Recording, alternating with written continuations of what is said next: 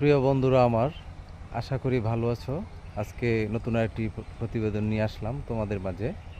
কৃষি কৃষি করে অনেকেই লাভবান হচ্ছেন আজকাল। কোনো একটা সময়ে ছিল, গত কিছুদিন আগেও কৃষিতে অনেক লস ছিল, মানুষ কৃষি উৎপাদন করে তেমন লাভবান হতে পারেনি। প্রযুক্তি বলেন কিংবা দ্রব্যমূল্যের দাম বলেন, বাজার সিন্ডিকেট বলেন, মানুষ আগে তেমন সুবিধা করতে পারতো না। বর্তমানে সময় বদলেছে, দিন বদলেছে, এখন কৃষিতে ব্যাপক সম্ভাবনা পাওয়া যাচ্ছে। তো আপনারা যারা অনাবাদি জমি ফেলে রেখেছেন তারা চাইলে হাত পা লাড়ালেই কিন্তু আপনার কৃষি চাষ করতে পারেন। আলহামদুলিল্লাহ, দেখেন কত সুন্দর চাষ হয়েছে। এরকম চাষ হওয়ার কথা না, কিন্তু ইচ্ছা থাকলে সবই সম্ভব। বন্ধুরা দেখেন, এটি হচ্ছে বাঁধাকপি।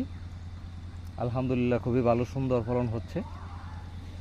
পাশাপাশি আছে বেগুন গাছ, আরও আছে এই যে টমেটো গাছ। আলহামদুলিল্লাহ, খুবই সুন্দর টমেটো হয়েছে। বন্ধুরা দেখো,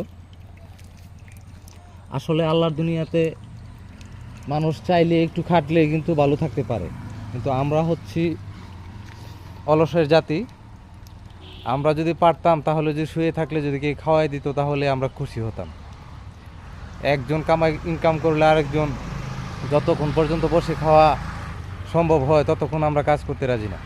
এটাই আমাদের সবচেয়ে দুর্বলতা অথবা ব্যর্থতা বলতে পারেন। তো আসেন আমরা এইসব ব্যর্থতা থেকে, অলসতা থেকে বেরিয়ে আসি।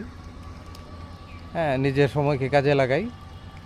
অল্প অল্প বাড়ির পাশে, বাড়ির আঙিনায় পতির জমি ফেলে না রেখে আসুন আমরা কৃষিতে মনোযোগ দেই। আপাতত আর না হোক, পরিবারের চাহিদাও হলো মিটবে। তাই আসুন আমরা সবাই হাত পা নেড়ে চেড়ে কৃষির প্রতি মনোযোগ দেই। ভালো থাকবা বন্ধুরা, দেখা হবে অন্য আরেকটি ভিডিওতে। আল্লাহ হাফেজ।